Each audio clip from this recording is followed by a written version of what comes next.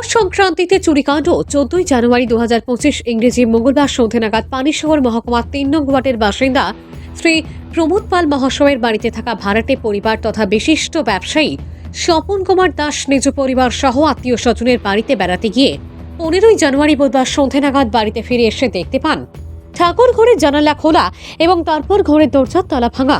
তখনই ওনার সন্দেহ হয় যে ঘরে চুরি হয়েছে এবং লক্ষণীয় ব্যাপার ঘর পরিক্রমা করে দেখতে পান যে ওনার বিছানার নিচে রাখা চাবিটি ওয়ার্ড্রপ খুলে চোরের দল ওনার ব্যবসার নগদ 1,70,000 টাকা চুরি করে নিয়েছে।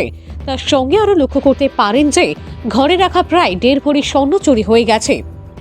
একটি ঘটনায় পানিসাগর থানাকে অবগত করার পর থানার পুলিশ এলে বিবরণ ঘটনা জানালেও সন্দেহজনকভাবে কাউকে উনি শনাক্ত করতে পারেননি।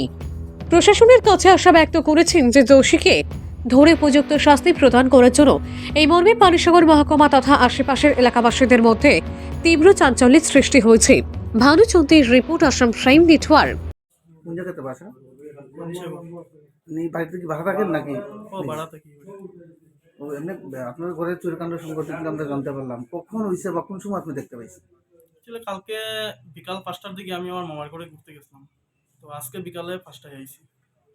তো আইয়া এরকম দেখছি কালকে রাত্রে হয়েছে বা আজকে দিনে হয়েছে এরকম সম্ভব। ঘরের ভিতরে প্রবেশ করছে কিভাবে? জানলা ভাঙ্গিয়া। জানলাতে গ্রিল ছিল না? না, জানলার গ্রিল আসলো না ঠাকুর ঘরে। তো ঠাকুর ঘর থেকে ঢুকিয়া দরজার লক ভাঙছে, মেন ঘরে তালা ভাঙছে ভাঙ্গিয়া। টোটাল কয়টা রুম চুরিকাণ্ড সংঘটিত করছে? 4-5টা রুমে আক্রমণ করছে। আপনার ঘর থেকে মূলত কি কি খোয়া গেছে? আমার রুমে থেকে শুধু টাকা, ক্যাশ টাকা ছিল কিছু, আর সোনা আইটেম কিছু নিয়ে গেছে। কত টাকা আছিল মোটামুটি? টাকা 1,70,000 টাকা ক্যাশ আসলো, সোনা ধরেন 1 ভরি মতো। এত বিশাল পরিমাণ টাকা কিসের ছিল আপনার ঘরে? এটা তো আমার দোকানের ব্যবসা। কি ব্যবসা করেন আপনি? গ্লাসের দোকান। ব্যবসার টাকা ঘরে নিয়ে রেখেছিল? ওই ব্যাংক বন্ধ থাকার কারণে টাকাটা আমি ঘরে রাখিয়া গেছিলাম।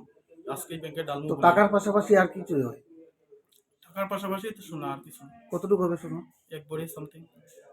এই ব্যাপারে আপনি পানিসাগর থানায় কমপ্লেন করেছিলেন? হ্যাঁ করেছি। এই ব্যাপারে কি কোনো সন্দেহ আছে আপনার কারোর উপর? না, কার উপরে সন্দেহ করবো?